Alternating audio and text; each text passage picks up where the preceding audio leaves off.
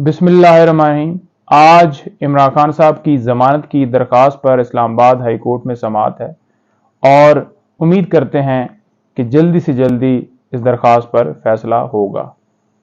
दूसरे नंबर पर यह बता दूं कि ये केस 1.5 साल के बाद दर्ज हो रहा है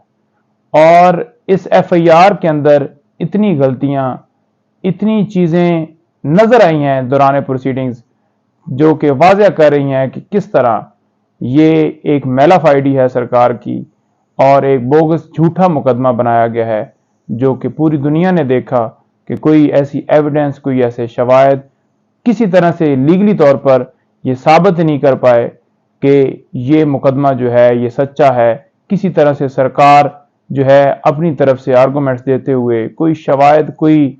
रोल, कोई गुनाह, कोई कसूर, कोई एट्रीब्यूट ही नहीं कर सके कि ये खान साहब के ऊपर ये जुर्म जो है वो साबित किया जाता है। दूसरे नंबर पर आज इस्लामाबाद हाई कोर्ट में ही बुशरा बीबी की तरफ से हमने एक दरख्वास्त दी हुई थी जिसके ऊपर समाअत है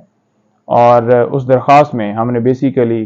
ये जो ऑडियो रिकॉर्डिंग की जाती है, ये जो फ़ोन टैप किए जाते हैं, ये जो घर के अंदर डिवाइसें लगाई गई और उससे जो है वो रिकॉर्डिंग्स की गई और ऐसी रिकॉर्डिंग्स और ऐसी आवाज़ें जो फैब्रिकेट तरीके से बना के उसको मिसयूज़ किया गया, ब्लैकमेल किया गया, तमाम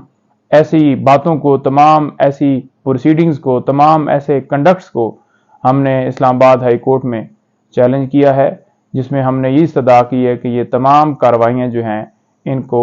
जो है नल एंड वाइड और इलीगल डिक्लेयर किया जाए और इसके ऊपर पाबंदी लगाई जाए, उनको रोका जाए। तो आज उसके ऊपर भी समाअत है। हम उम्मीद करते हैं कि उसके ऊपर भी आज लाजमी कोई ना कोई फैसला आएगा। मज़ीद किसी गिरफ्तारी से